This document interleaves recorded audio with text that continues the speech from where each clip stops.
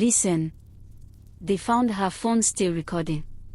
Battery at 3%. Screen cracked. But the camera was still on, pointed at the ceiling, catching nothing but the sound of water dripping somewhere in the dark. They say the last thing she filmed was her own face, swollen, unrecognizable, crying. But what terrified the paramedics wasn't the swelling. It was the hair. Black. Wet.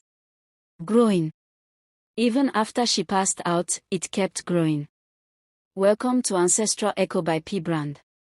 Please subscribe and give a thumbs up, it means the world to us. Her name was Zora. 23. Broke as hell. But online. She was living the dream. Designer bags in coffee shops. Luxury hotel lobbies. That clean girl aesthetic, with the glowing skin and expensive hair. Thing is, none of it was real. Every bag was a rental or a knockoff. Every hotel was a 5-minute photo shoot in the lobby before security kicked her out. Even her natural glow was a ring light and 3 different filters. She wasn't hurting nobody. Just playing the algorithm. Fake it till you make it, right? But the pressure was crushing her. Every post had to pop. Every caption had to sound effortless while taking 2 hours to write. The engagement was dropping. The views were slipping. She was drowning in a life that didn't exist. Then one night, scrolling through a resale app at 2 a.m., she found it. Human hair wig. Jet black. 22 inches. Never worn. $15. She knew human hair wigs cost $200 minimum. This one. $15. The seller's bio just said, "Bought it for my girl." She left. Don't want it anymore. Zara didn't ask questions. She'd learned that cheap finds always come with messy stories. She clicked buy now. 3 days later, it arrived in a damp cardboard box that smelled like river water and old flowers. Let me tell you about the river shrine. Out past the city, where the highway turns to dirt road and cell service dies, there's a forgotten place. An old stone shrine by the water where the current runs fast and deep. The rule is ancient: anything taken by the river belongs to the river. When someone drowned there, the community would bring their belongings to the shrine, their clothes, their jewelry, their hair, as offerings. It was a way to honor the dead. A way to let their spirits rest. But rules only matter when people respect them. A man, desperate, broke, bitter about his own life, decided those offerings were wasted on corpses. One night, he crept to the shrine and stole what he could carry. Rings. Bracelets. And a long black braid, cut from a woman who had drowned 3 years before. Her body was never found, but her hair washed up on the rocks 2 days after she disappeared. He sold the hair to a wig maker who didn't ask questions. The wig maker turned it into a product. That product ended up on a resale app. And Zora bought it. Cheap things always find desperate hands. The first time she put it on, she felt powerful. The wig was perfect. Silky. Heavy. The kind of hair that made you look expensive even in a Target outfit. She took a selfie. Posted it with the caption, "New hair hoodies." The engagement exploded. "Yes, queen. Hair goals. You're literally glowing." She wore it the next day. And the next. And every day after. But by day 3, something was wrong. She tried to take it off before bed, but when she reached for the lace front, she couldn't find it. The hairline had blended. Like her skin had grown over the edges. She pulled harder. Pain shot through her scalp like needles. It wasn't sitting on her head anymore. It was eyeing her head. She looked closer in the mirror. Where the wig met her natural hair, there was no seam. No gap. The jet black strands seemed to sprout directly from her paws, weaving themselves into her real hair like vines. And then the headache started. Sharp. Constant. Like something was pressing against the inside of her skull, trying to push through. She noticed the pattern by day 5. A morning routine that never happened, a spa day that was just a drugstore face mask, the pain would ease for a few hours. Every time she performed the soft life online, the pressure in her head would reduce.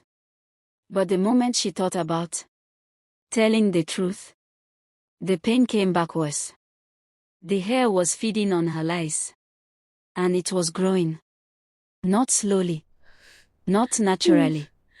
Every hour, it got longer. Thicker. Heavier. By day 6, the hair reached her waist. By day 7, it was brushing the back of her knees.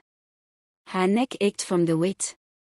When she looked in the mirror, she could see dark veins crawling from her hairline down her temples, pulsing faintly like they had their own heartbeat. She tried cutting it. The scissors wouldn't go through, the strands were tough as wire. She tried leaving it at home. But every night, she'd wake up at 3 a.m. with it back on her head, damp and cold, smelling like river water. It wouldn't let her go. Because she fed it. Every post. Every lie. Every filtered photo. She was its life source. And it was killing her. By day 8, her body started to fail. Her forehead began to swell. Not like a bruise, like something inside was expanding. Her temples bulged. Her vision went blurry. It felt like her brain was trying to escape her skull. But it wasn't her brain growing. It was the roots. The hair had burrowed so deep into her scalp that it was wrapping around her nervous system, spreading through her blood vessels like black mold. The doctors at the ER ran every test. MRI. CT scan. Blood work. Nothing. There's no tumor. No infection. We can't explain the swelling. But Zora knew. The wig wasn't just attached to her anymore. It was part of her. And the more she lied, the deeper it grew. She was trapped in a cycle, post to survive, but posting made it stronger. Her skull was running out of room. On day 9, she couldn't see out of her left eye. The swelling had reached her face. She was alone in her apartment, phone in hand, drafting another fake post about Self-Care Sunday when she felt it, a crack. Not loud. Just a small, wet pop inside her head. She looked in the mirror. Her reflection was wrong. The girl staring back had eyes that were too wide, a smile that was too tight, hair that moved on its own like it was underwater. And then the girl in the mirror mouthed 4 words, "Tell them the truth." Zora's hands shook as she opened her camera. No ring light. No filter. No retakes.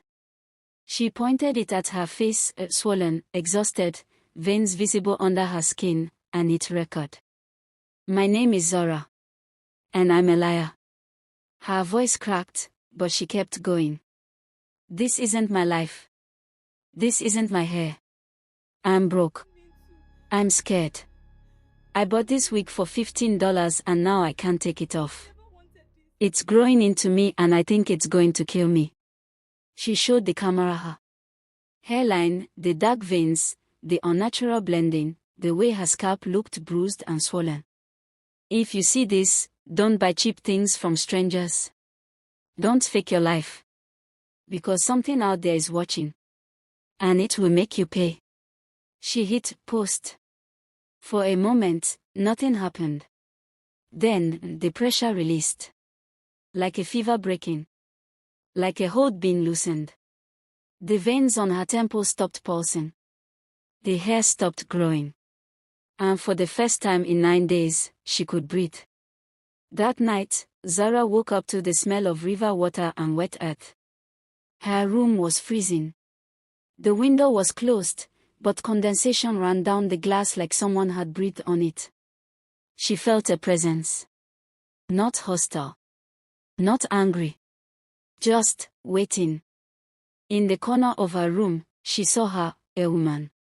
Pale, dripping, long black, hair covering most of her face. But through the strands, Zara could see her eyes. Sad, tired, relieved. The woman stepped closer. Her feet left wet footprints on the carpet. She reached out a cold, pruned hand and gently touched Zora's head. The hair began to loosen. Not ripped. Not torn. It simply released. Strand by strand, the wig detached itself from Zora's scalp, sliding off like wet silk. It didn't drop to the floor. It moved on its own, crawling across the room toward the woman's outstretched hand. The woman gathered the hair into her arms like a lost child. She looked at Zora one last time. And then she was gone. The only thing left behind was a trail of damp river silt leading from Zora's bed to the door and beyond. Zora survived. The swelling went down over 3 days. The doctors called it spontaneous resolution and sent her home with migraine pills she never needed. But she wasn't the same. There was a thin, silver scar along her hairline where the wig had fused to her skin, permanent proof that it happened. She deleted half her post. Stopped faking. Started posting real things, thrift store fails, ramen for dinner, panic attacks in the bathroom. Her followers dropped at first. Then they grew. Real ones this time. People who said, "Thank you for being honest." She never bought wigs again. Never bought anything for suspiciously low prices. And every time she passed a river, a fountain, even a puddle, she touched the scar on her forehead. Not in pain. In respect. Because now she knew, the dead don't rest until what was stolen is returned. The truth is, what belongs to the river cannot be owned, only borrowed. Fake lives eventually attract real consequences, and as Zora learned, some things are cheap only because they are already cursed. So, next time you see a deal that's too good to be true, just remember her. Because the dead don't care about your aesthetic, they just want their pieces back. And they always come to collect. Thanks for watching and please subscribe for more interesting story like this.